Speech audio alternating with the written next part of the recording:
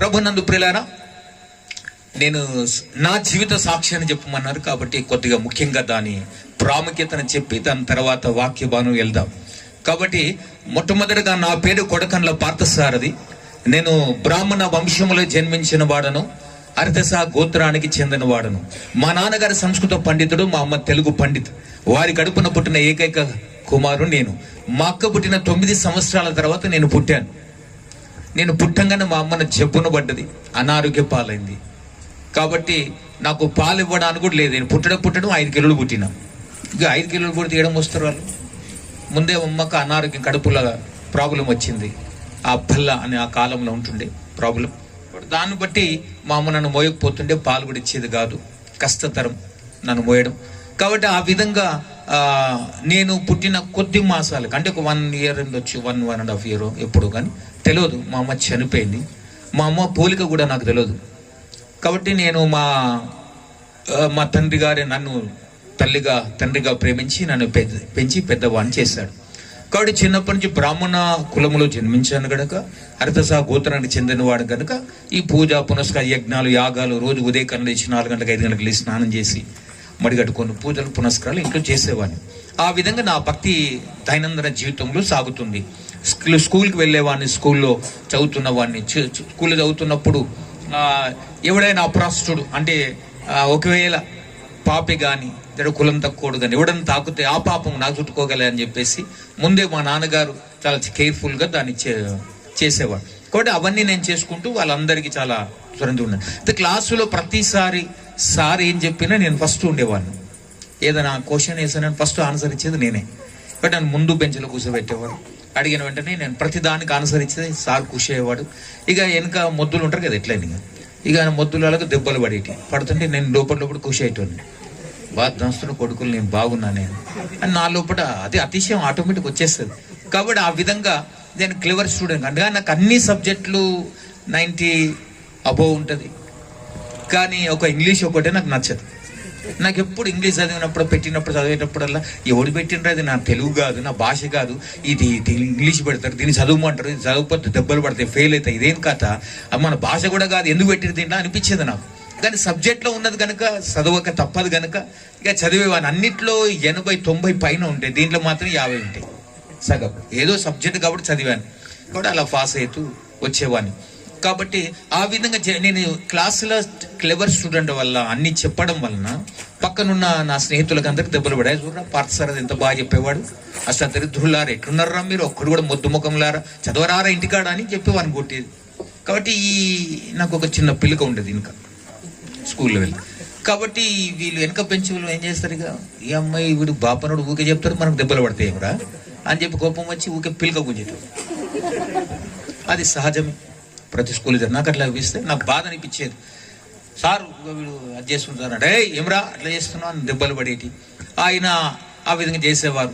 తర్వాత నేను ఆన్సర్ ఇస్తున్న కొద్ది కాలానికి ఏం చేశారంటే, ఇక వీడు ఇంట్లో నేను అప్పుడు 5 కిలోలు పుట్టాను కదా, 5 కిలోలు పుట్టినా 7వ క్లాస్కి వచ్చే లోపల 112 కిలోలు ఉన్నా. అంటే ఒక చిన్నపాటి డ్రమ్ అన్నట్టు ఇట్లా ఊగేటి అని, అంత హెవీ 112 కిలోలు అంత పర్సనల్ అంటున్నారు. కాబట్టి వీళ్ళు ఏం చేస్తారని ఆన్సర్ ఇస్తున్నాడు వీడు చెప్పి మనకు దెబ్బలు పడుతుందని చెప్పి బాపునోని నన్ను వెనక వెనకకు లంచ్ బిల్ల వింటర్ బిల్గా ఇంటికి తీసుకుపోయి నా పక్కలు గుద్దెట్టోళ్ళు. ఈ పక్కలు మనం పప్పు కూర తింటారు, అంత మెత్తగానే ఉంటుంది కాబట్టి ఇక బాగా నొప్పులు వేసేటి, ఎంతగా కొడుతున్నారని. ఇక ఒక్కోసారి నాకు ఆన్సర్ తెలిసినా నేను చెప్పకపోయేవాడిని. ఎందుకు మీరు చెప్పమంటారు, చెప్పినాక ఈడదంతాడు, చెప్పకపోతే ఆయనది అంతాడు, ఇదెందుకు కూడా అని చెప్పేసి చెప్పకుండా శైలి చేతులు కిందకి వేస్తే అడిగేవారు సార్, అందరు ఎవరు చెప్పరారా ఆన్సర్ అంటే ఎవరు చెప్పలేదు. ఏ పర్సన్ నీకు రాదా అంటే వస్తుంది, మరి ఎందుకు చెప్తలేవు, బాగానే చెప్పమంటావు సార్, చెప్పినాక ఈడు లంచ్ పెళ్ళుకుంటారు ఈడు కొడుతున్నాను వీళ్ళు తీసుకుపోయాను. కానీ అప్పుడు సార్ కూడా రే ఏందిరా అట్లా అని. కొద్ది రోజుల తర్వాత నేను స్కూల్కి పోలేదు, ఈ పిల్లక ఊకే గుంచుతున్నారు, నాకు వద్దే వద్దని. మా నాన్న లేదు మనం ఏమనుకుంటున్నావు, అది ఉండాలి మనకు, నువ్వు ఉండలేదు, నేను స్కూల్కి పోవాలంటే ఇది వద్దాను. అట్లా నేను దీపించేసుకున్నాను. దాని తర్వాత ఈ దెబ్బలు పడే బాధ నుంచి కూడా తప్పింది. ఇది నా జీవన విధానం. క్లాసులో క్లెవర్గా, ఇంట్లో ఒక మంచి పిల్లోడుగా ఉండేవాడిని, ఆ విధంగా చదువుతుండేవాడిని.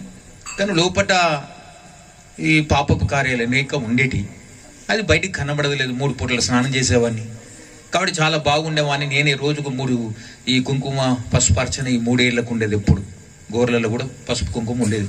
అంత రోజు పుష్పార్చన, కుంకుమార్చన, ఇలా అర్చనలు చేసుకుంటూ భక్తి చేసుకుంటూ నడిచేవాడిని. అంత పూజలు పునస్కార యజ్ఞాలు యాగాలు బాగానే చేస్తున్నాను, అంత బాగానే ఉన్నది.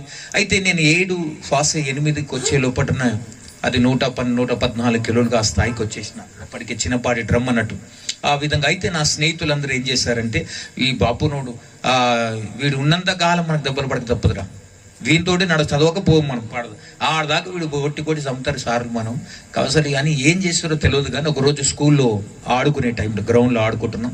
నేను రాణిగంజ్లో హైదరాబాద్లో పుట్టాను. అక్కడ ఆడుకున్న టైంలో అక్కడ నా స్నేహితుడు వచ్చి అందరం ఆడుకుంటున్నాం, సిగరెట్ తాగమన్నాడు. నాకు అలవాటు లేదు సిగరెట్ అని అన్నాను. తాగుతావా లేదా, 4 రేసుటూరుకు తిరిగిరు. వాము మళ్ళీ పక్కన గుర్తారు, ఇదేం బాధరా అని చెప్పేసి, అరే నాకు అలవాటు లేదురా అంటే కూడా నేనే ముట్టిస్తాను, నేనే పట్టుకుంటాను, గుంజు అంతే అన్నాడు. ఎంత గుంజాలు మనకు తెలియదు, సిగరెట్ తాగే అలవాట్లేదు కాబట్టి వాడే ముట్టించిండు, వాడికి పెట్టిండు నోట్లో. పెట్టేలోపల గుంజుమన్నాడు కదా అని నా బలం అంతా గుంజేసిన దాన్ని. గుంజేలోపల సగం సిగరెట్ కాలింది, పొగంతో లోపలికి పోయింది, బయటికి దగ్గొచ్చింది, తర్వాత చక్కెర వచ్చింది. ఏమైందో తెలియదు, పడిపోయినా. తర్వాత ఎప్పుడు తీసుకొచ్చి ఇంట్లో పడేసారో నాకు తెలియదు, వాళ్ళు ఎవరు తెచ్చారో కూడా తెలియదు. అంత సోయి లేకుండా పడిపోయినా. ఇటు సిగరెట్గా పడిపోయారట, ఆ సిగరెట్ నాకు కూడా తెలియదు. అప్పుడు పడేసిన తర్వాత తెల్లారి ఆ రోజు సాయంత్రం నన్ను తీసుకొచ్చి పండబెట్టారు. ఎవరు పండబెట్టారో తెలియదు. రాత్రి లేపుతున్నారు, ఇట్లా చూస్తున్నాం, మళ్ళీ పండుకుంటున్నాం, మళ్ళీ పొద్దుగా లేపుతున్నారు, మళ్ళీ చూస్తున్నాం, మళ్ళీ పండుతున్నాం, కానీ లేస్తలేదు. అంత మత్తున్నది. ఇవాళ సాయంకాలం నన్ను ఇంట్లో పండబెడితే రేపు సాయంత్రం 4:30కి లేచిన. ఏంది ఇంత, అది అప్పుడు లేచి స్నానం చేస్తున్నా. నేను స్కూల్కి వెళ్ళాలి కదా, పొద్దుగాలు అవుతుంది కదా అనుకుంటున్నా. ఏందిరా అంటే స్కూల్కి వెళ్ళాలి కదా. ఇంకేం స్కూల్ రా, దినమంతా పండుకున్నావు, రాత్రి అంతా లేవలేదు, తినలేదు, పొద్దుగాలు తినలేదు, మధ్యాహ్నం తినలేదు, ఏదని అంతగానో మత్తు, ఏం తిన్నావు, ఏం తాగినావు అని మా వాళ్ళు. అరే నేనేం చేసిన అని ఇప్పుడు సాయంత్రం స్కూల్ అంతా వదిలేసి అందరూ వచ్చేటప్పుడు ఇప్పుడు లేచిపోతా అంటే ఏంటంటే అప్పుడు అర్థం కాలే ఆ పరిస్థితి. తర్వాత మా స్నేహితులు చెప్పారు, అది సిగరెట్ కాదు గంజాయి అని. ఏం తాపించారు నాకు? గంజాయి. గంజాయి తాపించారు. అట్లా పాపం ఇటుంటారంటే ఇల్లంతా నాదే అంటది. కాబట్టి అట్లా మెల్లగా నా లోపలికి పాపం వింటరే. అట్లా ఆ విధంగా వాడు నాకు కొత్తగా నేర్పించాడు. ఇక మన కృతి ఎలా ఉంటుందంటే, సాతాను పట్టిందంటే వదలదు కదా, అట్లా నన్ను పట్టేసి నన్ను ఆక్రమించింది. అట్లా డ్రగ్స్, గంజాయి, నల్లమందు, బ్రౌన్ షుగర్ ఇవన్నీ అలవాట్లు అయిపోయినాయి. వీళ్ళు భక్తి చేస్తూనే ఉన్నా, ఇవి తాగుతున్నా. ఈ చదువు తక్కువ అయిపోయింది. అట్లా చదివిపోయినాయి. నేను 10th క్లాస్ మామూలుగా పాస్ అయిన బార్డర్లో. అప్పుడు నా మైండ్ పవర్ పోయింది మొత్తానికి. ఎందుకంటే మత్తు పదార్థాలు అలవాటు అయినాక మనిషిగా ఉండడు. కాబట్టి తాగినోనికి ఇప్పుడు ఊరంతా చుట్టాలు అన్నట్టుగా తాగిపోతూ ఊరంతా చుట్టాలు ఉంటారు. అట్లనే మనకు కూడా ఈ అలవాటైనోనికి అలవాటైన వాళ్ళే దొరుకుతారు. దొంగంతో సాహసంతో దొంగ అంటారు, తాగుబోతం తిరిగితే తాగుబోతు అంటారు. కాబట్టి ఆ విధంగా అటువంటి అలవాటు ఉన్నవానికి అలవాటు. అయితే నాకు ఎక్కడ ఇదే స్థితి ఉన్నది, నేను ఏ స్థితిలోకి వెళ్ళి మారడం లేదు. ఆ భయంకరమైన స్థితిలో నేను మునిగిపోతున్నాను. మా నాన్నగారు ఏందిరా బాగా చదివేటోడు ఇట్లయిపోయింది అనే స్థాయికి వచ్చేసింది. కాబట్టి మా నాన్నకి తెలియదు నేనేం చేస్తున్నాను.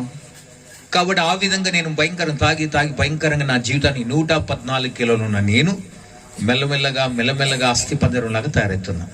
ఎందుకంటే అది తాగుతున్నా నేను మజా చేస్తున్నా అనుకున్నాను, కానీ అది నన్ను లోపల తినేస్తుందని నాకు అర్థం కాలేదు. అది మెల్లమెల్లగా ఇంటర్లో బార్డర్లో పాస్ అయినా, మామూలుగా ఎన్నో ఫెయిల్ అవుతూ పాస్ అవుతూ వచ్చాను. ఇంటర్ డిగ్రీకి వచ్చే లోపలికి అర్థం పట్టబగ్గాలు లేకుండా అయిపోయింది నా లైఫ్. అసలు దాన్ని ఎవరు పట్టించలేదు. ఆ విధంగా మా నాన్నగారు చూసి, ఏందిరా బాపని కులములు పుట్టిన అజ్జతీయనికి పుట్టినావురా, లోకం అంతా ఎక్కడ పడి పంతులు గారిని కొడుకు అక్కడ బయటపోయినండి ఎలా ఉంటుందిరా నాకు ఇజ్జత్, ఎందుకు రైలా చేసినావు అంటే, నాకు అది అలవాటైంది. ఎట్లా అలవాటైందో తెలియదు, కానీ నన్ను పట్టిందని వదులుతలేదు. ఇది నేను మానాలనుకున్నాను కానీ మానలేకపోతున్నా. నా పరిస్థితి ఏదని అన్నప్పుడు అప్పుడు మా నాన్నగారు, మా నాన్న అంటే పంచప్రాణాలు, ఎందుకంటే ఆయన్నే కని పెంచి పెద్ద చేశాడు కనుక ఈ పాదాలు పట్టుకుని ఏడుస్తున్నాను, నాన్న నన్ను క్షమించు, నేను మానాలనుకున్నాను కానీ మానలే, చిన్నప్పటి నుంచి లేత హృదయంలో అలవాటైందా నాకు, ఇది నన్ను వదులుతలేదు అంటే మా నాన్న కూడా బాధపడి, అయ్యో కన్న కొడుకు ఇట్లా అయిపోయింది కదా పరిస్థితి అని చెప్పేసి ఎక్కడికైనా తీసుకొచ్చి బాగు చేద్దామని ఎన్నో పుణ్యక్షేత్రాలు తిప్పాడు. తిరుపతి వెళ్ళాను, యాదగుట్టకు పోయాను, పుణ్యక్షేత్ర గంగాకు వెళ్ళాను, అక్కడ మునిగాడు ఇక్కడ మునిగాడు, అన్ని చేశాను, అన్ని కార్యక్రమాన్ని చేశాను. ఎక్కడ పోయినా చేసినంతసేపు బాగుంటున్నాను, తర్వాత మళ్ళీ అదే అలవాటు, అదే స్థితి ఉన్నది. దీంటికెళ్ళి బయటికి రాలేకపోతున్నా. దాహం అయితే నీళ్ళు ఎలా తాగలను అలా తాగాలని, అది తాగకపోతే నా చేతులు వణికిపోతాయి, నా పిచ్చెక్కుతుంది, మైండ్ పని చేయదు. ఆ టైంలో ఒకరిని చంపడమా లేదా నన్ను చంపుకోవడమా ఏదో ఒకటి జరుగుతుంది, ఒక అఘాయిత్యం చెయ్యాలి. అది లేకపోతే నాకు ఎవరైనా వద్దు అన్నారంటే ఆ రోజున వారిని ఏం చేస్తున్నది ఆ విధమైన పరిస్థితి, నేను చాలా భయంకరమైన పరిస్థితి. నిజంగా ఏ తండ్రికి ఏ కొడుకుకు ఆ పరిస్థితి రాకూడదు. అంత భయంకరం. డ్రగ్స్ అనేది చాలా డేంజర్ అండి. ఆ భయంకరమైన డ్రగ్స్ అది నన్ను ఏం చేసింది, కళ్ళకత్తగా తీసుకుపోయింది, బాంబే తీసుకుపోయింది. డ్రగ్స్ విషయంలో చాలా చెడ్డగా, అంటే భయంకరమైన స్థితి తీసుకెళ్ళాలి. ఆ విధంగా డ్రగ్స్ వల్ల నా జీవితము, నా యవ్వన ప్రాయం, నా చదువు అంతా వెళ్ళిపోయింది. కాబట్టి ఈ విధంగా నేను కొట్టుమిట్టాడుతున్న ఆ పరిస్థితులకి నన్ను విడిపించేవారు లేరు. మా నాన్నగారు ఏం చేసిన, ఎక్కడికి పోయిన ఇతరులు ఏందిరా ఇది, భక్తి చేసిన పూజ చేసినంతసేపు బాగానే ఉంటున్నా, పూజ అయిపోయిన వెంటనే తాగాలి, లేకపోతే పిచ్చెక్కుతుంది. ఆ స్థానంలో నేను ఉండేవాడిని కాదు, పరిగెత్తేవాడిని. దేవాలయం ఉన్న పక్కకి వెళ్ళిపోయి ఎక్కడన్నా స్వాములు బాబాలు ఉంటే వాళ్ళ దగ్గర తాగుతూ వాళ్ళ దగ్గర తీసుకొని తాగేటాను. వాళ్ళకే చెప్తాను మీరు డూప్లికేట్ తాగుతారని. వాళ్ళ పరిచయం, ఇదేంద్ర ఇంత వయసు నీకు ఎట్లా తెలుసురా అని. కాబట్టి నేను తాగేది చాలా పవర్ఫుల్ తాగేవాడిని. అది కలకత్తాలో దొరుకుతుంది, బాంబేలో దొరుకుతుంది, హైదరాబాద్లో ఒకే అడ్డలో దొరుకుతుంది. ఇట్లా అడ్డలని నాకు తెలుసు ఎక్కడెక్కడ ఉండే. నా స్నేహితుడు ఉన్నాడు సుధీర్, జ్యోతిరాజు, వాడిని పట్టుకొని వాడితో వాడిద్దరం కలిసి తాగేవాడు. వాడిని నా అసిస్టెంట్. అప్పుడు ఆ విధంగా స్థితి అయిపోయింది. నా జీవితం అంతా భయంకరమైన పరిస్థితికి దిగజారిపోయింది. మా నాన్నగారు ఎట్లరా నువ్వు మారాలి, ఎట్లా మారుతావు అంటే నేను కూడా మారాలనే ఉన్నది కానీ మార్పు రాలేకపోతున్నాను. అప్పుడు మా నాన్నగారు ఎవరు ఎట్లా చేయాలి, వీని పరిస్థితి ఎట్లా మార్చాలని ఆలోచిస్తుంటే స్నేహితులు, మా నాన్నగారు స్నేహితులు, పంతులు గారు ఏం లేదండి నా కొడుకు మారాలంటే ఒకటి ఏరియా మారాలండి, ఏరియా బస్తీ మారాలి అంటే ఈడ ఉంటే వీడు ఇటువంటి వాళ్ళ సోపుతున్నారు కాబట్టి బస్తీ మార్చండి మంచిగా అవుతాడంటే సరే అని వేరే బస్తీ తీసుకువెళ్ళాను. నల్లగుట్ట నుంచి పార్చిగుట్ట తీసుకుపోయాను. ఇది గుట్టనే అది గుట్టని, ఇది నల్లగుట్ట అది పార్చిగుట్ట. ఆడ తీసుకుపోగానే ఇక తాగుబోతు కూరంతా చుట్టాలన్నట్టు ఆడ పోగానే తాగేటోడు అంతా నాకు తెలిసిపోతుంది కదా. ఇప్పుడు గంజాయి తాగేటోడు, డ్రగ్స్ తాగేటోడు, వాడిని చూడంగానే వీడు నా వాడే కేటగిరీ అని అర్థమైపోతుంది నాకు. అటువంటి వాళ్ళు సోపోతే అటువంటి వాళ్ళు దొరుకుతారు నాకు. అక్కడ పోయినా కూడా అక్కడ ఒకరి ఇంట్లో పెట్టాడు, మా బంధువుల ఇంట్లో పెట్టి దయచేసి చూడండి వీన్ని. మా నాన్న దూరంగా డ్యూటీ చేసేవాడు. ఆయన master, cook master, sweet maker ఆయన చాలా. ఇక్కడ చూడండి అని చెప్పేవాడు. ఆ విధంగా చేసేవాడు. కాబట్టి మా నాన్న ఎప్పుడు వారానికి ఒకసారి వచ్చేది. బంధువులు చూడండి, బంధువులు ఏం చూస్తారు, నేను ఎప్పుడు పోయి ఎప్పుడు వస్తున్నో రాను వాళ్ళకి తెలియదు ఆ స్థితి. కాబట్టి అక్కడ పోయినా కూడా చెడు స్నేహం, అదే తాగుడు తందనాలు. మా ఏరియా మారినా మారలేదు, ఎక్కడ పోయినా మార్పు చెందలేకపోతే మా నాన్న ఎప్పుడు మారుతావురా, ఎలా మారుతావురా, నువ్వు చచ్చన్న పోతే బాగుండు కదరా. అక్కడ ఇజ్జతంతా చేసినావు. పంతులు గారిని కొడుకు అక్కడ పడిపోయాను, పంతులు గారు ఇక్కడ పడిపోయినాను అంటుంటే ఎంత అవమానం ఉంటుంది. అసలు నువ్వు చనిపోతే బాగుండు కదరా అని ఏడ్చాడు మా నాన్నగారు. నాకు కూడా ఏడుపు వస్తుంది, బాధ అవుతుంది. నేను మానాలనుకుంటున్నాను కానీ మానలేకపోతున్నాను నాన్న అన్నప్పుడు మా నాన్నగారు ఎలా చేయాలి వీని అర్థమైతే లేదు. కన్న కొడుకు భయంకర స్థితి దిగజారిపోయాడు. తెల్లగా 112-14 కిలోలు ఉన్న నేను మెల్లమెల్లగా అస్థి పంజరం అయిపోయింది నా బతుకంతా. అప్పుడు మా నాన్నగారు ఏం చేయాలి అర్థం కానప్పుడు ఒక స్నేహితుడు ఒక సలహా ఇచ్చాడు. పంతులు గారు మీరు జనరల్గా అక్కడికి బోరు కానీ నేను ఒక మాట చెప్తా, మీ కొడుకు బాగా కావాలంటే మీరు ఒక దగ్గర చెప్తాను, అక్కడ తీసుకువెళ్ళండి అని చెప్పాను. అప్పుడు నన్ను ఒక దగ్గర తీసుకువెళ్ళారు, మదీనా దగ్గర తీసుకెళ్ళారు. మా నాన్నగారు అక్కడికి నేను బోన్ అంటున్నాను. ఏం లేవు పంతులు గారు మీరు ఏం చేయకండి, వాడే బాగు చేస్తే నీ కొడుకు బాగా అయిపోతాడంటే బాగా అవుతున్నా ఎంత దూరం అని పోతాను కదా ఎవరైనా. కాబట్టి బాగా అవుతాడు అన్నాడు కదా మా కొడుకు అని చెప్పేసి మా నాన్న అక్కడ తీసుకుపోయాడు. మదీనా తీసుకుపోతే అక్కడ భోగినాయి వానికి ముందే చెప్పి పెట్టినట్టుండు. వాడే మంత్రిగాడు, వాడు పెద్దగా ఒళ్ళంతా పసుపు రుద్దుకున్నాడు, గోషి కూడా కట్టుకున్నాడు, ఎంటకలంతా ఎరబోసుకున్నాడు. అందరికీ లైన్ ఉన్నది అప్పటికే వాళ్ళ దగ్గర. నన్ను తీసుకువెళ్ళే లోపల అందరు లైన్ కూర్చున్నారు పేషెంట్ కానీ ఎవరు చూస్తలేవాడు. కాబట్టి నేను బొంగని పంతులు గారు నమస్కారం అని చెప్పి మా నాన్నగారు కాలు ముఖ నీకోసం ఏ అప్రాచ్యుడా నన్ను ముట్టకన్నాడు మా నాన్నగారు. చెంపిలు పంతులు గారు నీ గురించి చెప్పారు, ఏం భయపడకు, వీడేనా నీ కొడుకు బాగైతాడు, ఈ రోజున మంచిగా అవుతాడులే అని. నేను కూడా బాగైతాడు, వీడు బాగా చేస్తాడు అని అనుకోండి, మనకు తెలియదు కదా. అసలు బాపు నువ్వు ఇవ్వని కాలు మొక్కరు, మేము అందరూ మా కాళ్ళే మొక్కలు కానీ ఎవరిని కాలు మొక్కం. కాబట్టి ఆ విధంగా మా నాన్నగారు వాడు మొక్కని కోసం ఏ మొక్కకు రాను నన్ను తాకక్కని అన్నాడు. సరే వాడు కుర్చేసి ఆడ కూర్చోబెట్టిండు, అట్లనే కూర్చోబెట్టిండు. వాడు ఎదురు కూర్చున్నాడు. ముందట ఒక అద్దం ఉన్నది, పసుపు, కుంకుమ ఉంది, జీడితో నిమ్మకాయలు ఉన్నాయి, తర్వాత యాప కొమ్మలు ఉన్నాయి, ఇవన్నీ ఉన్నాయి, నిమ్మకాయలు ఇవన్నీ ఉన్నాయి. తర్వాత నన్ను ఇక్కడ ఒక పీట వేసిండు, వాడు అక్కడ పీట వాడు ఇవన్నీ ఉన్నాయి. మధ్యలో ఈడ కూర్చోబెట్టున్నాడు. కూర్చోబెట్టాక షెట్టిప్పు అన్నాడు. వీడన్నా కూర్చోలేను, షెట్టిప్పు అంటే మా నాన్న దగ్గర తిరిగిన ఏంటంటే వాడు ఏం చెప్తా చేయరా నువ్వు బాగా అవుతావంట. అంటే నేను కూడా బాగా కావాలనుకున్నా కానీ షెట్ ఇప్పినా జంజ ముందు లోపట. వీడు పాయింట్ కూడా ఇప్పమంటాడు అన్నా కానీ చెప్పలేదు. షెట్ ఇప్పాడ పెట్టగానే వాడు అడుగుతున్నాడు.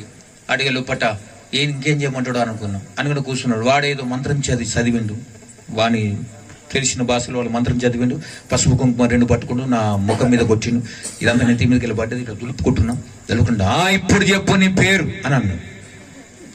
అనగానే నేను మా నాన్నకి ఏంటంటే చెప్పురా, ఓకే రైట్, కొడకండ్ల పార్థసారథి అని చెప్పాను. మా నాన్నగారు పెట్టిన పేరు అది కొడకండ్ల పార్థసారథి అని చెప్పాను. చెప్పేపట వాడు మళ్ళీ ఏదో చదివిండు, మా నాన్నకి తిరిగిండు, మళ్ళీ చదివిండు, ఏదో మళ్ళీ నమ్మకం చల్లిండు, నిమ్మకాయ ఈడ కోసిండు, ఈడ కోసిండు, నిమ్మకాయ అంత షోరో ఆడుతుంది కదా, అది గారింది. మళ్ళీ ఇప్పుడు చెప్పు నీ పేరు అంటాడు. మా నాన్న ఏంది అని చెప్పురా, కొత్త పేరు నాకేమైనా పెట్టింది, అది పేరు కదా అని చెప్పేసి ఇక కొడకాన్లో తీసేసి షార్ట్ కట్లో కే పార్థసారథి అన్న. అనగానే ఈ యాప కొమ్మలు తీసి ఈ పంట కొట్టిండు. ఇప్పుడు షర్ట్ లేదు, నాకు మండుతుందా లేదు, మండుతుంది, బాగా మండుతున్నది. సరే ఇదేం బాధ అనుకున్నా, మా నాన్న దిగుతారు పోతుంది బాగా అవుతాం. సరే బాగా అవుతాయి కదా అనుకున్నాం. సరే వాడు మళ్ళా మంత్రం చదివిండు, ఏదో చదివి మళ్ళీ నిమ్మకాయ నా చుట్టూ తిప్పిండు, ఎత్తి మీద కోసి పలగొట్టిండు. మళ్ళా చేసి ఇప్పుడు చెప్పు నీ పేరు అంటాడు. ఓరి అవ్వ ఎన్నిసార్లు చెప్తారు నా పేరు అని మళ్ళీ మా నాన్న దగ్గర తిరిగితే చెప్పండి. నాకు కోపం వస్తుంది, యాపం మండుతుంది ఈ పంత నాకు. కాబట్టి ఉట్టి పార్చారు అన్న, కోపంలో అంటాం కదా ఇరిటేషన్, ఉట్టి పార్చారు అని మళ్ళీ యాపకొలతో కూర్చున్నాడు. నీ ఏవో పేరు చెప్పమంటాడు, కొడతా ఉంటాడు ఇటు ఎందుకు అని చెప్పేసి అది యాపకొమ్మ, వాడు పరిపత్తలో ఉన్నాడు కదా, అది యాపకొమ్మలు ఈ పంత నేను వలగొట్టినాడు. వాడి గుంజ నన్ను గుంజ అందరు గుంజి అటు గుంజి ఇటు గుంజి ఆఖరికి విడిపించినాక ఇక మన చల్ అని అప్పుడు అంటే మా నాన్న టవల్ ఇచ్చి తుడుచుకున్నా, అందరు చేసింది. తర్వాత షర్ట్ ఇచ్చింది చేసుకున్నా.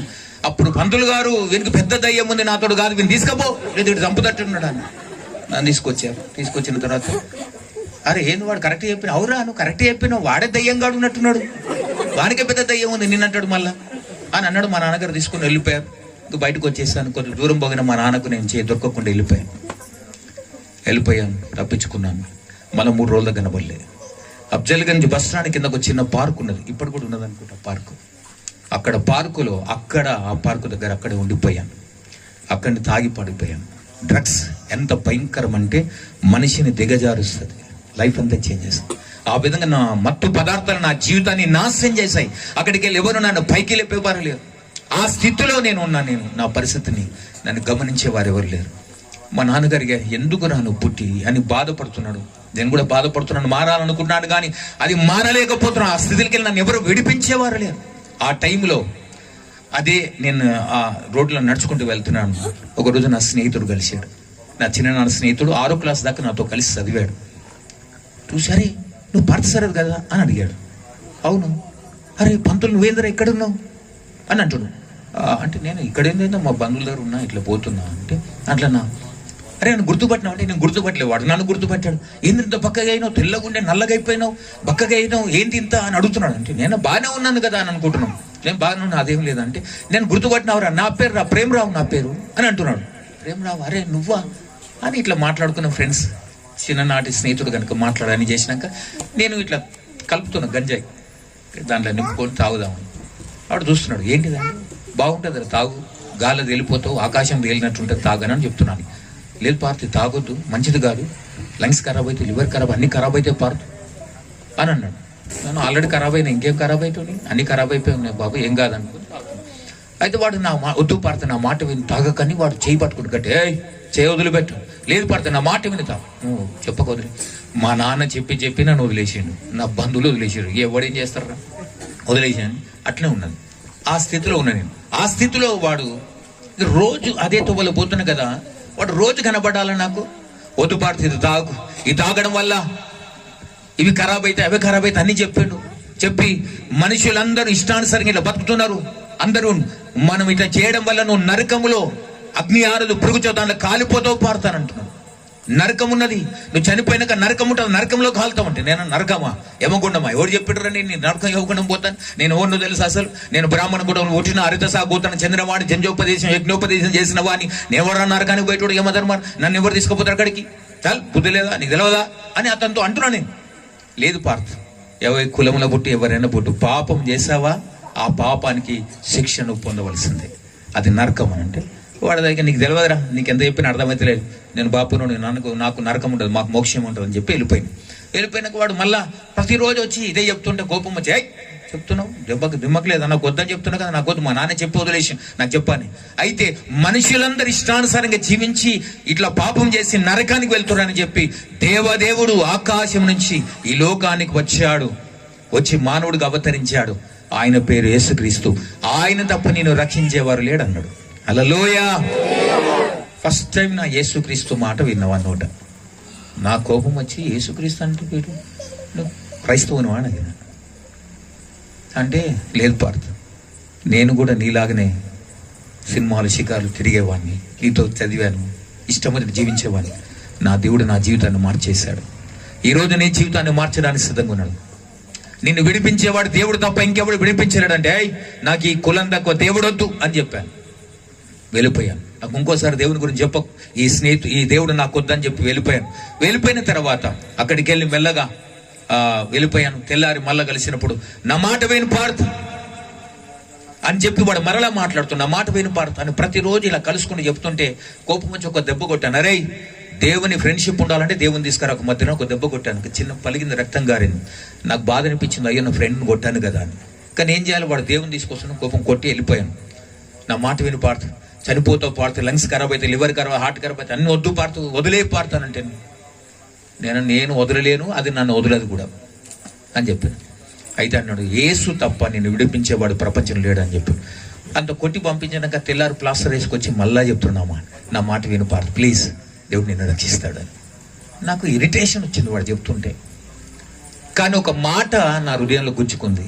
ఏంటంటే, వాడిని కొట్టే ఇంకోసారి నీ దోసాన్ని వద్దురా, నీతో మాట్లాడని కానీ నాతో మాట్లాడుకు, నాకు చెప్పక ఇంకోసారి అంటే వాడు పోతున్నాడు. పార్థ్, నన్ను కొట్టినా పర్లేదు, తిట్టినా పర్లేదు, ఈ దేవుడు నిన్ను ప్రేమిస్తున్నాడు, నిన్ను ఆయన తప్ప ఎవరూ రక్షించలేరని చెప్పాడు. ఆమేన్, హల్లెలూయా. ఆ రోజు ఆ మాట విన్న తర్వాత వాడు చెప్పి వెళ్ళిపోయాను, హ్యాపీ అనుకుంటే వెళ్ళిపోయాను. అన్న వారం రోజులకి ఆ సృష్టికర్త పరబ్రహ్మకు దొరకడం జరిగింది. ఆమేన్, హల్లెలూయా. 1987 జూలై 10th ఆ రోజున నా ఫ్రెండ్ వాళ్ళ అన్నగారు పెళ్లి అవుతుంది ఎక్కడో, అందరం కలిసి వెళ్ళాం. నేను నా స్నేహితుడు ఇద్దరు తాగి ఉన్నాం, బాగా తాగి వెళ్తున్నాం. ఆ పరిస్థితులు అక్కడ పోయినాక అక్కడ నా కాళ్ళు చేతులు వణుకుతున్నాయి.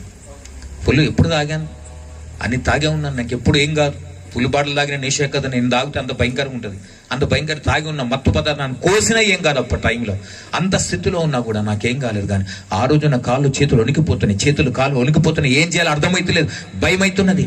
అరే, నా స్నేహితుడు సుధీర్ అని పిలిచి, ఏందన్నా అంటే, నాకు చేతనైతే లేదు, తీసుకుపో నాన్న, ఈడ స్టేజ్ చేస్తున్నారు, ఏమని కూడా డాన్స్ ఆడాలి, డాన్స్ లేదు, ఇక్కడ పడిపోయేటట్టు సచ్చేటట్టు నన్ను తీసుకుపో త్వరగా. వాడు సైకిల్ మీద ఎక్కించుకొని తీసి వాడు పొట్టుకున్నాడు, జరా నేను ఎత్తుకున్నాను, తీసుకుపోతూ వానికి కంట్రోల్ అయితే లేదు. సోలిపోతున్న మధ్యలో దారికి వచ్చి మార్కెట్ వచ్చింది, అక్కడ నేను దిగి పండుకుంటాను రోడ్డు. రోడ్ అన్న పండుకోకన్నా అంటే, అరే నాకు అయితే లేదురా, చేతన ఏమో అవుతుంది లోపల, నేను ఎవరు ఏమో చేస్తున్నట్టు అవుతుంది, పిసికినట్టు అవుతుంది నా గుండె అని అంటున్నా. లేదా నా కూర్చోట్టు మెల్ల తీసుకువెళ్తున్నప్పుడు ఎవరైతే నాకు నా ఇల్లు చాలా దూరం ఉంది, మా బంధువుల ఇల్లు. అయితే వీడు ఏం చేసిండే, అంత దూరం తీసుకుపోలేక ఎవడైతే నాకు సువార్త చెప్పిండో వాడిని తీసుకుపోయాడు. వాడిని కూడా వాడు ఫ్రెండ్ కాబట్టి అక్కడ తీసుకుపోయాడు, పెట్టినోడు. ఆ ఇంట్లో ఎవరు లేరు, బయట గచ్చిలో 2 సార్లు వామిటింగ్ చేసిన, ఇళ్ళకల్లో పడిపోయిన, అది పెంకుటిల్లు పడిపోయిన. నా లోపల బాధ అవుతుంది. అన్న వాడు ఏమైందనంటే నాకు ఏం అర్థమైతే లేదు. నా లోపల ఎవరో పిసికినట్టు, లాగినట్టు, ఏదో బలవంతంగా నన్ను గుంజి బయటికి తీసుకువెళ్ళినట్టు అనిపిస్తుంది. అలా అంటూ నాలోంచి ఒక ఆత్మ బయటకు వచ్చేసింది. రియల్గా నా జీవితంలో 1987 జూలై 10th జరిగిన సంఘటన ఇది. నాలోంచి ఒక ఆత్మ బయటకు వచ్చేసింది. నా పక్కన నా స్నేహితుడు ఉన్నాడు.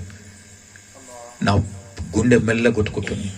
నా ఆత్మ లేచి వెళ్ళిపోయింది. నా ఆత్మ ఎలా ఉందంటే, ఒక తలకాయ, 2 చేతులు 2 కాళ్ళు ఎట్లా ఉంటాం అట్లా ఉంది నా లోపల ఆత్మ. అది ఆత్మ లేచింది. ఎవరో పట్టుకుని నా భుజాలను పట్టుకొని తీసుకొని లాగి వెళ్ళిపోతున్నారు. అది పెంకుటిల్లు దాటి వెళ్ళిపో, ఆత్మకు ఏ అడ్డంకు లేదు.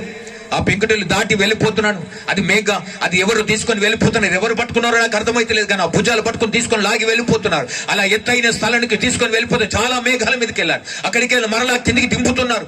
ఎక్కడికి తీసుకువెళ్తున్నారు అర్థం కావలేదు. పోతున్న కట్టిక చీకటి, ఏమీ కనబడని చీకటి, ఆ కట్టిక చీకటిలోనికి వెళ్ళిపోయాను. నాకు చీకటి అంటే భయం, లోపల కళ్ళు మూసుకున్నారు. ఎవరో తీసుకువెళ్ళారు. భూమి ఎంత పెద్దగా ఉందో నాకు అర్థం కాదు, కానీ అది పెద్ద అగ్నిగుండం కనబడుతుంది. అగ్నిగుండములు అనేక ఆత్మలు కనబడుతున్నాయి. American, Russian, Negro, German, Japan, Korean, China, ప్రతి దేశస్తుడు కనబడుతున్నాడు. దానిలో అందరినీ గుర్తుపడితే స్పృహన కలిగింది. అక్కడ అందరు గుర్తుపడుతున్నాడు. అందరూ కేకలేస్తున్నారు, రక్షించండి, మునుగుతూ లేస్తున్నారు. నరకమా కన్నా నరక సముద్రం అంటే బాగుంటుంది ఆ పదం. అది సముద్రం. అగ్ని నాలుగలు విభాగించబడి పైన ఎగురుతున్నాయి. మనుషులందరూ లేస్తున్నారు.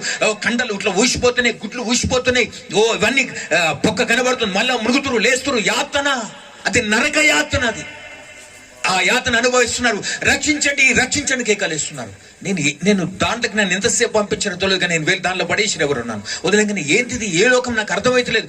గంత గజిబిజి ఉన్నది. అందరు కేకలేస్తూ రక్షించమని. ఎవరు కేకలేస్తున్నారు పని చూస్తే ఎవరు లేరు అక్కడ ఎవరు కనబడుతులేరు, కానీ రక్షించండి కేకలేస్తూ ఉన్నారు. కొద్దిసేపు తర్వాత నాకు మంటడం స్టార్ట్ అయింది. నేను కూడా మంటలు కేకలేస్తూ నేను కూడా పైకి చూస్తున్నాను, మునుగుతూ లేస్తున్నాను, కాలిపోతున్నాయి. నన్ను రక్షించండి. ఇట్లా కండలు ఇట్లా ఊసిపోతున్నాయి, చర్మం ఊసిపోతుంది, కండలు కరిగిపోతున్నాయి. నన్ను రక్షించండి అని కేక. ఎవరు కనబడుతులేరు అక్కడ. అరే ఏంది ఇది, ఏ లోకం ఇది, ఎవరు తీసుకొచ్చారు, నేను ఎందుకు వచ్చాను నాకు అర్థం కావడం లేదు. అలా కాలిపోతూ భయంకరంగా యాతన అనుభవిస్తున్నాను. ఆ టైంలో నేను బాధపడుతున్నాను. అయ్యే ఎవరన్నా అడుగుదాం, ఎవరిని అంటే ఎవరి బాధ వానికి, ఎవడు చెప్పడు, అక్కడ ఎవడు మాట్లాడు. నరక వేదన, నరక యాతన అంటారు దాన్ని. ఆ బాధను వర్ణించలేము. ఇక్కడ ఆ స్థితిలో ఉన్న నేను ఆ వ్యక్తి దగ్గరికి వెళ్ళాను. ఒక దగ్గరికి వెళ్తున్నాను. ఎవరైనా చూస్తే బాగుంది, ఎవరితో మాట్లాడదామంటే ఎవడు కనబడుతున్నాడు. ఒక వ్యక్తి నన్ను గమనిస్తున్నట్టు అనిపించింది. ఇక్కడ మునిగి అక్కడ తేలినాక అన్నా ఇది ఏంటిదన్నా, ఇది ఏ లోకం అన్నా, ఇది ఎందుకు వచ్చామని ఇక్కడికి అడుగుతున్నాను. అతను నాతో మాట్లాడుతున్న మాట ఏంటంటే అదే నీకు తెలియదా అంటే నాకు తెలియదన్నా, ఇది యమగుండం, ఇది నరకం, ఇది హెల్ అని మాట్లాడుతున్నాను. 3 భాషల్లో నరకం ఇది, యమగుండం ఇది, హెల్ ఇది అని అంటున్నాడు. నన్ను నరకమా యమగుండం ఇక్కడికి ఎవరు తీసుకొచ్చారన్నా, ఎవరు తీసుకొచ్చుడేంద్రా, పాపం చేసిన అందరి ఇక్కడికి రావాలి అంటే నేనేం పాపం చేసినానా అని చెప్పి మాట్లాడి అంటున్నా. లేదన్నా నేను బ్రాహ్మణ కులంలో పుట్టిన హరిదశ గోత్రానికి చెందిన వాడిని, యజ్ఞోపదేశం చేసిన వాడిని, జర యమధర్మరాజు ఉంటే పిలవస్తావా అని అడుగుతున్నాను. నేను మాట్లాడతాను. నా కాన్సెప్ట్ అదే కదా, మన కాన్సెప్ట్ అదే అడిగిన. యమధర్మరాజు ఉంటే పిలుస్తా ఉంటే ఎవర్రా నాయన ఇక్కడ ఎవరు లేరు, అందరు కాలేటోళ్ళే ఉంటారు ఇక్కడ. ఆ బాధ అతను చెప్పినప్పుడు అది ఎలా నా పరిస్థితి. అయ్యా నేను చిన్నప్పుడే పవిత్రుడిగా పుట్టాను, బ్రాహ్మణ కులంలో పుట్టాను, హరిదశ గోత్రానికి చెందినవాడు. అన్న చిన్నప్పటి నుంచి పూజలు యజ్ఞాలు యాగాలు చేశాను, నేనేం తప్పు చేయలే, ఏ పాపం చేయలే. ఆ నరకంలో ఆ వ్యక్తి అంటున్నాడు, ఈ దేహం నీకు ఎవరు ఇచ్చారు అంటే నా తల్లిదండ్రులు ఇచ్చారు. నీ తల్లి గర్భంలో వేసింది ఎవరు అని అడిగారు. అది నాకు తెలియదు ఆన్సర్. ఆ తల్లి గర్భంలో వేసింది పరమాత్ముడు, ఆయన నీకు ఇచ్చాడు ఈ లోకాన్ని, ఇదే అని. దీన్ని ఖరాబ్ చేయమని ఎవరు నీకు అధికారం ఇచ్చారు? దీన్ని కొల్లగొట్టావు, దీన్ని ఖరాబ్ చేస్తావు, మళ్ళీ ఇష్టానుసారంగా ఏం పాపం చేయలేదంటావు. ఒరి అంటే నా ఇష్టానుసారం నేను తాగి తిన్నా కూడా తప్పేనా? నా తప్పే. అది నీ దేహం కాదు కదా, నీ తల్లిదండ్రులు ఇచ్చింది కాదు కదా, నీ తల్లి గర్భంలో తల్లి కూడా తెలియదు నీ జన్మస్థానం ఎప్పుడో. అది దేవుడు వేసిన గర్భం. నెల తల్లితే తప్పదా ఆ తల్లికి తెలియదు. దేవుడు ఎప్పుడు వేసాడు తెలియదు. అది దేవుడిచ్చిన దేహం, దేవుడిచ్చిన విత్తనము. నువ్వు కాపాడుకొని పరిశుద్ధంగా బతుకురా, పాపం చేయకు, ఎవరిని మంచుకో, కొట్టకు, అబద్ధం, చెడ్డమాట, ఈర్ష, పగ, కుట్ర, ద్వేషంలో, విముతం, అసూయ, కలమాలు ఏమీ లేకుండా పవిత్రంగా బతుకుని చెప్తే ఈ లోకానికి ఇష్టానుసారం బతుకున్నా ఏమన్నట్టు. ఇది ఎవరి మాట వినకున్నా దేవుని మాట వినక తప్పదు. నువ్వు దేవుడు సృష్టించిన దాన్ని భగ్నం చేసినావు, అందుకోసం ఇట్లా తయారైన. అప్పుడు నేను అతను అంటున్నా, అరే అట్లా అంటే మరి దునియాలో అందరూ పాపులే కదన్నా, అందరు పాపులేరా, అందరు పాపం చేస్తాం, మన ఇష్టానుసారం బతుకుతున్నాం. కానీ కొందరున్నారు పవిత్రంగా అన్నాడు. ఎవరు వాళ్ళంటే అదుగో అని చెప్తున్నాడు. అక్కడ చూస్తే తెల్లటి వస్త్రాలు వేసుకున్నారు, అందరు చేతులు ఎత్తారు, సంతోషంగా వాళ్ళ ముఖంలో నల్ల కళ ఉన్నది, నవ్వుతున్నారు. ఓ హల్లెలూయా, స్తోత్రం, స్తుతి స్తోత్రం, హల్లెలూయా అంటున్నారు. నిన్న ఏంది వాళ్ళు సంతోషంగా నవ్వుతున్నారు, వాళ్ళ ముఖంలో కళ ఉన్నది. మనం ఎందుకు ఇలా బాధపడుతున్నాడు? వారికి మనకు మధ్యవర్తి ఒక్కడే. వాళ్ళు యేసుక్రీస్తును నమ్మి రక్తములో కడగబడి పవిత్రంగా బతుకుతున్నారు కనుక వారు పరలోకం పోయారు. మనం నమ్మలేదు కనుక మనం నరకంలో వచ్చినవారు. అరే నా స్నేహితుడు చెప్పిండు యేసుక్రీస్తు ఆయన నేను విడిపించగలను, ఆయన ఆ ఏసా ఈ ఏసా, నేను మార్గమాలలో దేవుడు అనుకున్నాను, కులం తక్కువ దేవుడు అనుకున్నాను కదా అని అంటున్నాను. అని అప్పుడు అనుకున్నాను, అయ్యో ఇంకొక అవకాశం ఉంటే బాగుండు కదా ఈ టైంలో. ఆ నరకములో నాకు సువార్త చెప్పాడు. 1 తిమోతికి రాసిన పత్రిక 2వ అధ్యాయం 5వ వచనమును, దేవుడు ఒక్కడే, దేవునికి నరులకు మధ్యవర్తి ఒక్కడే, ఆయన యేసుక్రీస్తు నరుడైన దేవుడు అని రాయబడ్డది. ఆయనకు మనకు మధ్యవర్తిగా వచ్చాడు, మనం రక్షించడానికి వచ్చాడు యేసుక్రీస్తు ప్రభువు. అప్పుడు అనిపించింది, యేసయ్య నా దేవుడు కాదు, నా కులం దేవుడు కాదు, నా దేశపు దేవుడు కాదు, నా మతం దేవుడు కాదు అనుకున్నాను. కానీ అయ్యో ఈ దేవుడే నాకు దిక్కైందా. ఇప్పుడు ఏ దిక్కు లేని నాకు గతి ఏడుకొచ్చింది. మళ్ళా ఏది వద్దనుకున్నానో, ఏది నాకు అసహ్యించుకున్నానో ఆ దేవుడే ఎదురుపడ్డాడు కదా అనిపించింది. అయ్యా ఇప్పుడు ఏం చెయ్యాలి అని ఇంకొక అవకాశం ఉంటే బాగుండు కదా అనుకుంటున్నా. నేను ఎన్ని క్షణాలు ఉండడం నాకు తెలియదు. అట్లా అనుకున్నానో లేదో టక్మన్న ఆత్మ లేచిందని. ఇంకొక అవకాశం ఉంటే బాగుండు అనుకున్నా. టక్మన్న ఆత్మ ఎవరో లేపారు నరకము నుంచి. దేవునికి స్తోత్రం, హల్లెలూయా.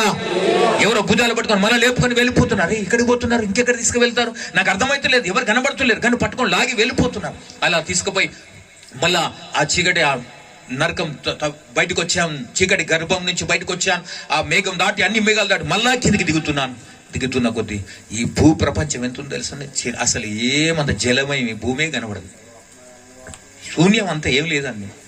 భూమి గెంతుందంటే ఇక దాంట్లో నువ్వెంత నేనెంత కదా. అందే దావీదు, నేను పొట్టు వంటి వాడిని అని అంటాడు కదా, నేను దుమ్ము వంటి వాడిని, ధూళి వంటి వాడిని అన్న.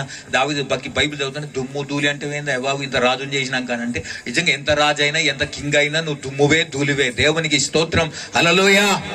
కాబట్టి ఆ విధంగా ఆ స్థితిలో నేను కిందకు వచ్చాను. పెంకటిల్లు కనబడుతుంది నాకు, ఇక్కడ అన్ని మెద్దలు మేడలు కట్టి గర్రలు కడతాం, లోపల చేసేది ఏం కనబడదు అనుకుంటాం, కానీ బారా దర్వాజా కోళ్ళు ఉంటుంది ఆత్మకు.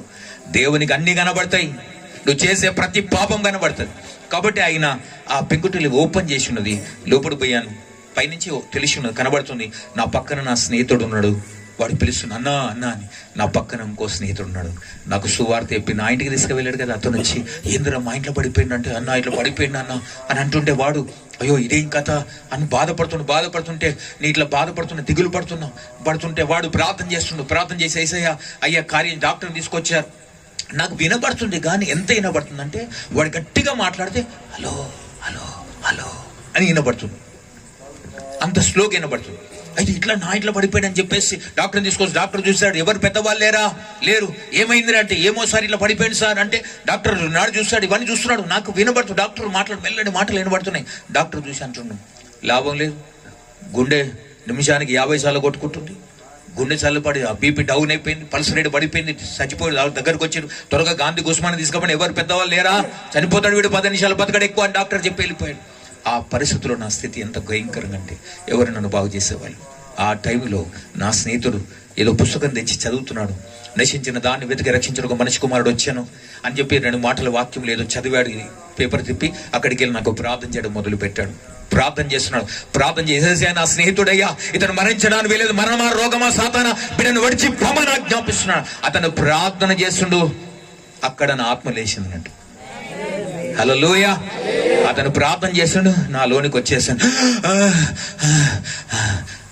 దాహం దాహం దాహం అంటున్నాడు. వాడు స్తోత్రం గట్టిగా ఏదో అరుస్తున్నాడు, వాడికి జవాబు వచ్చిందని నీళ్ళు తీసుకొచ్చాడు, నా నోట్లో పోస్తున్నాడు. ఆ నీళ్లు నిప్పు రవ్వలాగా నోట్లో పడుతుంది. నాకు నిప్పు పోస్తున్నాడు, లేదు పార్త్ నేను నీళ్ళు పోస్తున్నా, నేను కాలిపోతున్నాను రా అంటే, లేదు పార్త్ నేను ప్రార్థన చేసినా నువ్వు బాగాను, ఇప్పుడు నువ్వు ప్రార్థన చేసుకుంటాడు. నేను ప్రార్థన చేసినా సగం బాగాను, ఇప్పుడు నువ్వు ప్రార్థన, ఎవరో సగంలో దింపి వెళ్ళిపోతే ఎట్లరా, నాకేం తెలియదురా, ఇట్లా పోవాలి నాకు అర్థమవుతుంది, తోవా సగంలో దింపేసి వెళ్ళిపోతా అంటే ఎంత, లేదు నువ్వు చేసుకో ప్రార్థన అంటారా, నాకు ప్రార్థన రాదురా, చేతులు కలపలేకపోతాను, రాదురా, ప్లీజ్ రా, ఏడుస్తున్నా. చావు అంటే ఎవరికి ఏడుపు రాదండి, అందరి సావు అంటే భయపడతాం. నాకు కూడా 20 సంవత్సరాలు, అప్పుడు చిన్నపిల్లని కాదు, 20 సంవత్సరాల చావు అంటే ఎంత భయంకరంగా ఉంటుంది. ఎవరిన ప్రయాణం చనిపోవడం బాధ అవుతుంది. అతను ప్రార్థన చేస్తున్నాడు, లేదు పాడుతా నేను ప్రార్థన చేసిన నువ్వు చేయంటే, లేదు ఇంకొకసారి వచ్చి ప్లీజ్ ఇంకోసారి చేయరా, ఎందుకంటే ఇప్పుడు నాకు ఏ దిక్కు లేదు కదా, ఏసైనా దిక్కు అయింది కదా, ఒక్కసారి ప్రార్థన అంటే, వాడు సరే నేను చేస్తాను అంటే, కళ్ళు మూసుకుంటా సార్, కళ్ళు మూసుకున్నా, ఇంకేం చేయాలి, చేతులు వాడు ఇట్లా పెట్టిపించాను, ఇళ్ళలు కలిపి పడుకొని ఇట్లా పెట్టుకున్నా, స్పర్శ చాతనెత్తుల బలం లేదు నాకు. వాడంటూ నేను ప్రార్థన చేస్తా, మరి నేనేం చేయాలని అడుగుతున్నా. వాడికి ఒక మంత్రం నేర్పించి నాతో అంటారా మీరందరూ, అంటారు అందరూ, యేసయ్యా నా దేవా నన్ను రక్షించు, యేసయ్యా నా దేవా నన్ను బ్రతికించు. ఇదే మంత్రం, వేరేదేం ఊరి ఇదే చెప్పాను. ఊరి ఇంతేనా, ఇంత పెద్ద శ్లోకం అనుకున్నా, ఇంత చిన్నదా, మరి ఎప్పటిదాకా ఎన్నిసార్లు నేను ప్రార్థన చేసేదాకా అంటూనే ఉండాలి. సరే అన్న పార్థ్ నమ్మకంతో నారాయణను గొలవాలంటే నాభి నుంచి రావాలంటారు కదా, బొడ్డు నుంచి లోపలికి వెళ్ళనమన్నాడు, హృదయంతో అనమన్నాడు. అప్పుడు కళ్ళ నిండా నీళ్లు గారిపోతున్నాయి. చావు ఉన్నప్పుడు ఎవరినైతే తిందండి సార్ కదండి, ఏ పుట్టలో ఏ పామునో తెలియదు కదా. కాబట్టి ఏదైనా కానీ యేసయ్య నన్ను బతికించింది. సరే అడుగుదాం మనస్పూర్వకంగాని, యేసయ్య నా దేవ నన్ను రక్షించి, యేసయ్య నా దేవ నన్ను బతికించని బెల్లని స్వరంతో అంటున్నాను. వాడు ప్రార్థన చేస్తున్న మరొకసారి, వాడు ప్రార్థన చేస్తున్నా అంటున్నాను. నాకు స్పృహ ఉండి 10-15 సార్లు అన్ననో లేదో ఇట్లా మనసులా అంటున్నాను, నా పదం స్పీడ్ అవుతుంది. మెల్లగా చాతను కాని స్థితిలో ఉన్న నేను మెల్లమెల్లగా నా పదం స్పీడ్ అవుతా ఉంది. ఏసయ్య నా దేవ నన్ను బతికి, ఏసయ్య నా దేవ నన్ను రక్షించి, ఏసయ్య నా దేవ నన్ను బతికి ఇట్లా అంటున్నా. ఒక వెలుతురు ఆకాశం నుంచి ఒక వెలుగు సూర్యుడు కిరణం నా మీదకి వస్తున్నది. ఎందరు కన్ను మూసుకున్నా ఇది నా మీద పడుతుంది, వీడు ప్రార్థన చేయమని నేను ఇది అంటున్నా, ఎందుకు నా మీదకి వస్తున్నాను, సంపదని భయం అవుతుంది. అది నా మీద పడి నిప్పు వర్షంలాగా మీద పడి నా ఒళ్ళంతా జలధరించి నాలో ఉన్న దుష్ట శక్తులను బయటకు పోయి ఆ రోజు లేచి నిలబడ్డాను, మోకాళ్ళ మీద నిలబెట్టండి, ఇప్పటిదాకా బ్రతిగా ఉన్నా. ఆమేన్, హల్లెలూయా. కాబట్టి దేవుడు చేసే అద్భుతం ఏంటంటే ఆ రోజు 1987 జూలై 10th రోజు బతికానంటే ఇప్పటిదాకా బతికే ఉన్నా. ఆ రోజు నుంచి గుండె ప్రాబ్లం లేదు, లివర్ ప్రాబ్లం లేదు, హార్ట్ ప్రాబ్లం లేదు. ఏ డాక్టర్ చూసినా అదే డాక్టర్ పోయి మళ్ళీ చెక్ చేయించుకున్నా. డాక్టర్ ఉన్నాడు, నువ్వు ఇట్లా బతికినవరా, నీ గుండె ఖరాబ్ అయింది, లంగ్స్ ఖరాబ్, లివర్ అన్ని ఖరాబ్ అయినాయి, డాక్టర్ చచ్చిపోయావు, నేను ఇప్పుడు చెప్పేసి వచ్చిన ఎట్లా బతికావంటే వీడు ప్రార్థన చేసిండు సార్ అని. సార్ ఏసే గొప్పడు పోరా, ఆయన నమ్మకపో అన్నాడు. హల్లెలూయా. నా మొదటి సాక్ష్యం నా ఫ్రెండ్కి చెప్పిన, వాడు నాతో పాటు తాగేటోడు, నన్ను చూసి వాడు మారిండు. హల్లెలూయా. రెండో సాక్ష్యం మా నాన్నగారు వచ్చి లేదనండి, నాన్న ఇంకా కొద్దిసేపు అతని కొడుకు చచ్చిపోయేటోడు, ఏసయ్య బతికిచ్చింది అన్నాడు. చీ దరిద్రుడు అన్నాడు. వాడు దేవుని కృపను బట్టి ఆ రోజు నుంచి ఏసైను వదిలిపెట్టలేదు. వదిలితే మళ్ళీ వచ్చి మీద పట్టుకుంటుంది, ఏమో పై పట్టుకుంటుంది. ఆ రోజు నుంచి ఏసైను వదిలేదు, ఏసైను వెంబడిస్తూ వచ్చాను. దేవుడు అద్భుతం చేసి నన్ను బతికించి, దేవుడు హైదరాబాద్లో పుట్టాను, అక్కడ చదువుకున్నాను. దేవుడు మారుమూల గ్రామం తీసుకొచ్చి అక్కడ పడేసి ఇక్కడ సేవ చేయరాని గాజుగూడెంలో సేవ చేస్తున్నాను. అక్కడ ఉండి అనేక దేశం, రాష్ట్రం, జిల్లాలు, మండలాలు అన్నీ తిరుగుతున్నా. ఎక్కడ పడితే అక్కడ దేవుని నామాన్ని మహింపరుసు అనేకులకు దేవుని ప్రేమ సువార్తను ప్రకటిస్తున్నా. ఆమేన్, హల్లెలూయా. అర్థమైంది కదా సాక్ష్యం, ఇది నా సాక్ష్యం.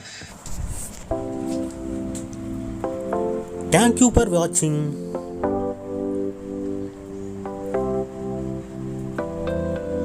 Subscribe to watch more. Like video, comment, share video. Thank you.